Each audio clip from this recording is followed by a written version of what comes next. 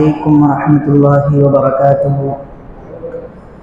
الحمد لله رب العالمين، والصلاة والسلام على خاتم النبيين وعلى آله الطيبين وأصحابه الطاهرين والمؤمنين والمسلمين كلهم أجمعين. أما بعد، فقد قال الله سبحانه وتعالى في القرآن الكريم وفي كلامه المجيد: أعوذ بالله من الشيطان الرجيم، بسم الله الرحمن الرحيم.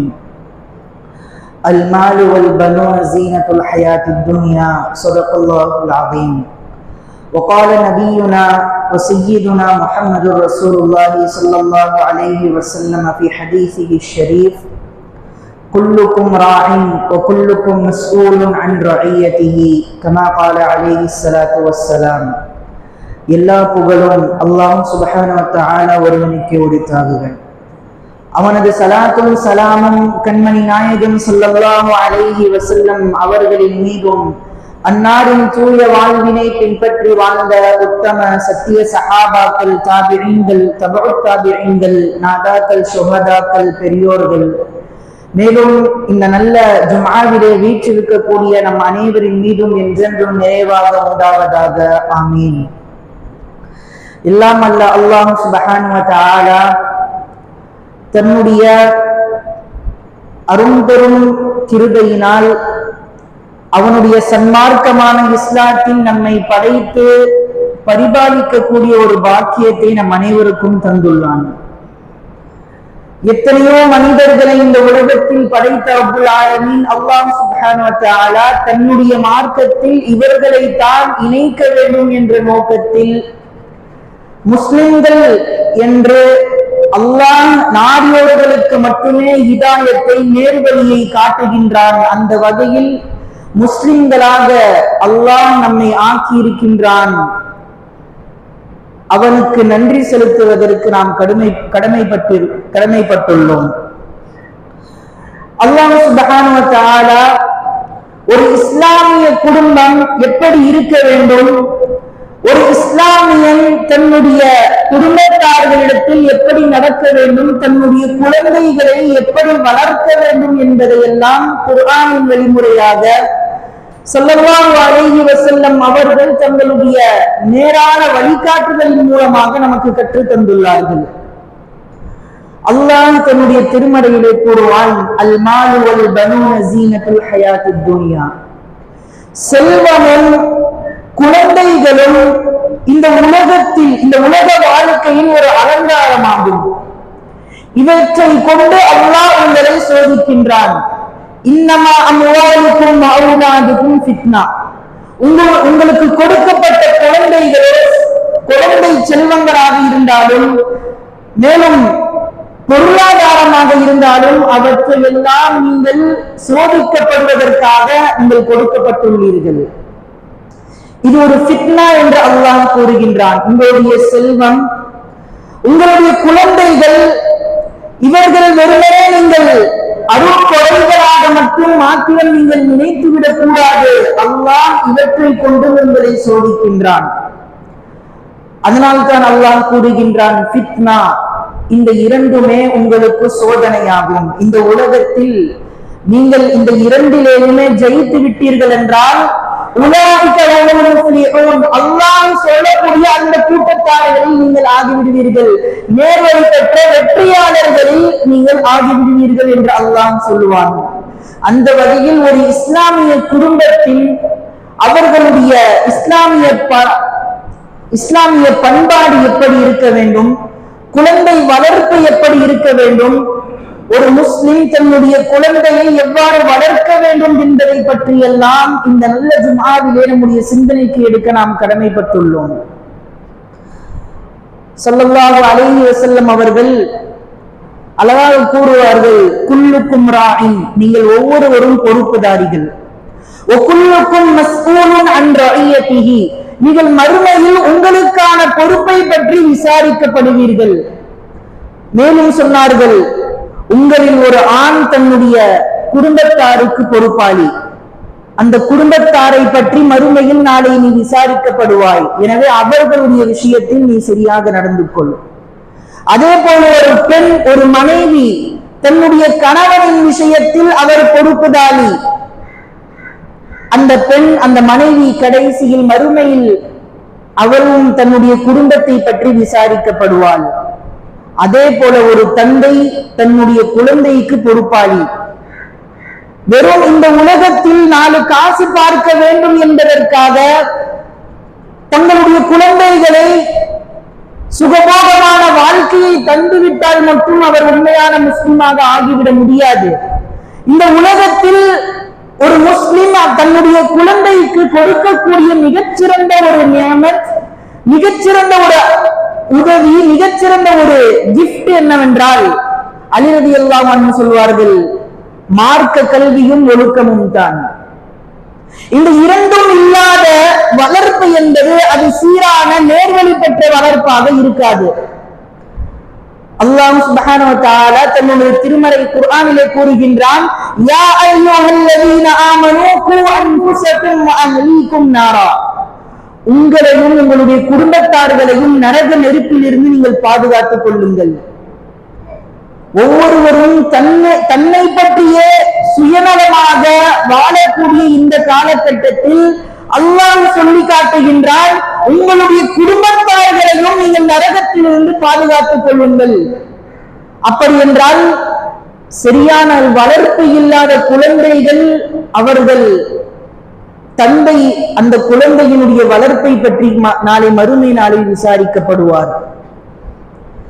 ஏதோ இந்த உலகத்தில் பிறந்தோம் வளர்த்தோம் என்று இல்லாமல் இஸ்லாமிய முறையில் அவர்களை வளர்த்து அடுத்த தலைமுறையினருக்கு நம்முடைய மார்க்கத்தை கொண்டு போய் சேர்க்கக்கூடிய மிகப்பெரிய ஒரு கடமை இன்றைய பெற்றோர்களிடத்தில் இருக்கின்றது. ஆனால் இன்றைய பெற்றோர்களின் நிலையோ பரிதாபத்திற்குரியதாக இருக்கின்றது. அவர்கள் இந்த உலகத்தில் அவர்கள் இந்த உலகத்தினுடைய கல்வியை கற்க வேண்டும், தங்களுடைய பிள்ளைகளுக்கு டாக்டராக, வழக்கறிஞர்களாக மிகப்பெரிய படிப்பை எல்லாம் கொடுக்கக்கூடிய பெற்றோர்கள். ஆனால் இந்த விஷயத்தில் மார்க்க கல்வியில் அவர்கள் கோட்டை விட்டு விடுகின்றார்கள். நாம் வாழக்கூடிய இச்சூழலில் அனுதினமும் ஃபித்னாக்களும் குழப்பங்களும் பாவங்களும் நிறைந்த இந்த காலத்தில் நம்முடைய குழந்தைகளுக்கு நாம் கொடுக்கக்கூடிய மிகச்சிறந்த பாதுகாப்பு மார்க்க கல்வி. அந்த மார்க்க கல்வியில் யார் குறை வைக்கின்றார்களோ அவர்கள் அடுத்த தலைமுறையினரை அவர்கள் ஒரு வழிகட்ட பாதையிலே விட்டு விடுகின்றார்கள் என்று அர்த்தம்.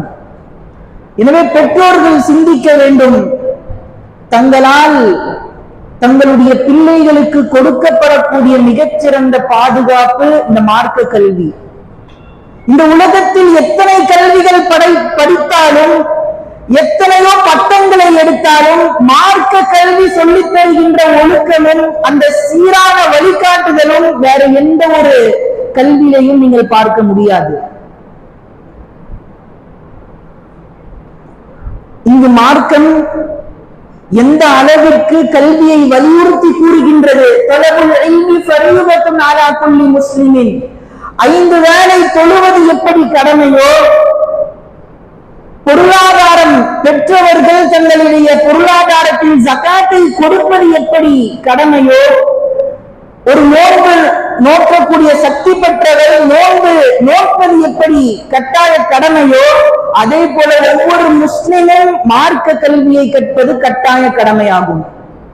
ஆனால் இன்றைய சூழ்நிலையில் எத்தனை பேர் இந்த கடமைகளை சரியாக நிறைவேற்றி வருகின்றார்கள்?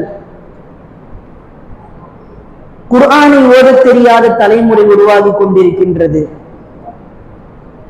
அல்லாஹ்வின் தூதர் போதித்த வழிமுறைகளை எல்லாம் பின்னால் போட்டுக்கொண்டு இன்றைய ட்ரெண்டிங், இன்றைய மேற்கத்திய கலாச்சாரங்களில் ஊறி போன ஒரு சமூகம் நமக்கு முன்னால் உருவாகி கொண்டிருக்கிறது. மானக்கேடான வழிமுறைகளை கொண்ட மேற்கத்திய கலாச்சாரத்தை பெருமையாக கருதக்கூடிய ஒரு சமூகம் இன்று நமக்கு முன்னால் உருவாகி கொண்டிருக்கின்றது. இதற்கான காரணம் என்ன? நாம் சிந்திக்க வேண்டும். இப்படியே நம்முடைய குழந்தைகளை மார்க்க கல்வியிலிருந்து நாம் தூரமாக்கிவிட்டால் அவர்கள் பிற்காலத்தில் எந்த அளவுக்கு ஒரு மோசமான நிலையில் இருப்பார்கள் என்று நாம் சிந்திக்க வேண்டும். ஸல்லல்லாஹு அலைஹி வஸல்லம் சொல்வதை போல் உங்களுடைய குழந்தைகளுக்கு நீங்கள் பொறுப்புதாரிகள். அவர்கள் நேரான வழியில் பயணித்தால் உங்களுக்கு அல்லாஹ்வினுடைய பாராட்டுதலும் அல்லாஹ்வினுடைய நற்கூலிகளும் கிடைக்கும். அதே போல் அவர்கள் நேரான வழியிலிருந்து வழி பிறந்து தீய வழியில் அவர்கள் சென்றால் அதற்கும் உங்களிடத்தில் என்ன பதில் உண்டு? அல்லாஹ்விடத்தில் நாளை விசாரிக்கப்படும் பொழுது நீங்கள் என்ன சொல்வீர்கள்? இந்த உலகத்தில் நான் எல்லாம் கொடுத்து விட்டேன், செல்வ செழிப்புள்ள ஒரு வாழ்க்கையை கொடுத்து விட்டு வந்தேன், ஆனால் மார்க்க கல்வியில் அவர்களை நான் கோட்டை விட்டு விட்டேன் என்று சொன்னால் அல்லாஹ் என்ன நமக்கு பதில் அளிப்பான்? நாம் சிந்திக்க வேண்டும். நாம் ஏதோ அன்றாடம் பாவம் இல்லாத தீங்குகள் நிறைந்த உலகத்தில் வாழாத ஒரு சமயத்தில் இருந்தால் பரவாயில்லை. ஆனால் அனுதினமும் தியானத்தினுடைய அறிகுறிகள் தென்படுகின்ற ஒரு நேரத்தில் நாம் வாழ்ந்து கொண்டிருக்கின்றோம். இந்நேரத்தில் நம்முடைய குழந்தைகளுக்கு நாம் கொண்டு போய் சேர்க்கக்கூடிய கல்வி மிகவும் அவசியமானதாக இருக்க வேண்டும். மக்தபு மதர்சாக்கள் இந்த மார்க்க கல்வியை கொண்டு போய் சேர்க்கக்கூடிய ஒரு மீடியா. இதுதான் ஒரு தொலைநுட்பம் என்று இஸ்லாமிய தொலைநுட்ப கல்வி என்பதை இந்த மக்தபுகள். அன்று மதீனாவில் ஸல்லல்லாஹு அலைஹி வஸல்லம் அவர்கள் திண்ணை தோழர்களால் துவக்கி வைக்கப்பட்ட அந்த மக்தபு மதர்சாக்கள் அன்றிலிருந்து துவங்கியது. இந்த மார்க்கத்தின் பிரச்சாரம், இந்த மார்க்கத்தின் கல்வி அப்படித்தான் துவங்கியது. இன்று வரை அந்த மார்க்கம் இந்த அளவிற்கு செழிப்பாக வளர்ந்து கொண்டே இருக்கிறது என்றால் சிறு பிள்ளைகளிடத்தில் கொண்டு போய் சேர்க்கக்கூடிய இந்த மக்தபு கல்லூரிகள், மக்தபு மதர்சாக்கள் தான் மிகவும் யதார்த்தமான ஒரு பங்கை வகிக்கின்றது. ஆனால் மக்தபு மதர்சாக்களில் இன்று டியூஷன்களுக்கு அனுப்புகின்றோம், பள்ளியினுடைய ஸ்பெஷல் கிளாஸ்கள் என்று சொல்லி மக்தபு மதர்சாக்களை விட்டுவிடக்கூடியவர்களுக்கு நாம் என்ன பதில் சொல்ல முடியும்? ஒரு நாள் முழுக்க அவர்கள் பள்ளியிலே தான் இருக்கின்றார்கள், பிறகு டியூஷன்களுக்கு அனுப்புகின்றார்கள். நாம் சொல்ல போனால் இந்த வழிமுறை, இந்த எஜுகேஷன் சிஸ்டம் இருக்கின்றதே, இது ஆங்கிலேயர்களால் இஸ்லாமியர்கள் தங்களுடைய கல்வியில் இருந்து தூரமாக வேண்டும் என்பதற்காக உருவாக்கப்பட்ட இந்த சிஸ்டம். இதற்கு முன்பு ஒரு நாள் மொத்தத்தையும் அவர்கள் இந்த கல்விக்காகவே அவர்கள் அர்ப்பணித்தார்கள் என்றால் அவர்கள் தங்களுடைய மார்க்க கல்வியை எப்படி கற்றுக்கொள்வார்கள்? மேற்கத்திய நாடுகள் எப்படி கிறிஸ்டியன்களாக இருந்தாலும் சரி, யூதர்களாக இருந்தாலும் சரி, அவர்கள் அவர்களுடைய மார்க்க கல்வியை தங்களுடைய குழந்தைகளிடத்தில் போதிக்க வேண்டும் என்பதில் அவர்கள் மிகவும் நன்றான ஒரு வழிமுறையை எடுத்திருக்கின்றார்கள். அவர்கள் தங்களுடைய மார்க்கத்தை தங்களுடைய அடுத்த தலைமுறைக்கு சரியான முறையில் கொண்டு சேர்க்கின்றார்கள். ஆனால் ஒரு நேர் வழியில் இருக்கக்கூடிய பல்லாண்டு காலமாக இஸ்லாமியர்களாக இஸ்லாமிய மார்க்கத்தில் வாழக்கூடிய நாம் நம்முடைய அடுத்த தலைமுறையினருக்கு நம்முடைய கல்வியை, இந்த மார்க்க கல்வியை எப்படி கொண்டு போய் சேர்க்கின்றோம் என்பதை நாம் சிந்திக்க வேண்டும். வெறுமனே ஸ்கூல் படிப்புகளாலும் கல்லூரி படிப்புகளால் மட்டும் அவர்கள் இந்த உலகத்திலோ அல்லது மறுமையிலேயோ அவர்கள் வெற்றி பெற முடியாது. அப்படி வெற்றி பெற முடியும் என்றால் இந்த உலகத்தில் ஒவ்வொரு பட்டதாரிகளும் ஒழுக்க சீலர்களாக அவர்கள் இந்த உலகத்தில் போற்றப்படக்கூடிய நிலையில் அவர்கள் இருக்க வேண்டும். ஆனால் எத்தனையோ பட்டதாரிகள் அவர்கள் வலித்தவரை போயிருக்கின்றார்கள் என்பதை இன்றைய அன்றாட செய்திகளிலே நாம் கண்டு கொண்டுதான் இருக்கின்றோம். ஒரு காலத்தின் சீர்கேடில் இருக்கும் சமயத்தில் நம்முடைய குழந்தைகளுக்கு இந்த மார்க்க கல்வியை நாம் கொடுக்க தவறிவிட்டால் அடுத்த தலைமுறையினர் எந்த அளவுக்கு வழிகேட்டில் அவர்கள் இருப்பார்கள் என்று சிந்திப்பதற்கு இந்த அபாயமான ஒரு நிலை உருவாக உள்ளது. எனவே ஒவ்வொரு பெற்றோர்களும் தங்களுடைய பிள்ளைகளுக்கு இந்த மார்க்க கல்வியை மக்தபு மதரசாக்களில் முக்கியத்துவம் கொடுக்க வேண்டும். அதற்காக 1 மணி நேரமோ அல்லது 2 மணி நேரமோ அனுதினமும் அவர்கள் ஒதுக்கி அவர்களுக்கு இந்த மார்க்க கல்வியை கொண்டு போய் சேர்க்காவிட்டால் நாளை மறுமையில் ஒவ்வொரு பெற்றோர்களும் விசாரிக்கப்படுவார்கள். இன்றெல்லாம் ஸ்கூல்களில் படிக்கக்கூடிய மாணவர்கள், சிறு சிறு மாணவர்களிடத்தில் எந்த அளவிற்கு கலாச்சார சீர்கேட்டில் அவர்கள் உள்ளார்கள் என்று பார்த்தால், ஒரு 10-20 வருடத்திற்கு முன்பெல்லாம் ஒரு சிறுவன் இந்த அளவிற்கு மோசமாக செய்ய முடியாது என்ற சிந்தனைகள் எல்லாம் இன்று சிறு வயதிலேயே அவர்களுக்கு கலாச்சார சீர்கேட்டின் மூலமாக அந்த சிந்தனை பிடிக்கப்படுகின்றது.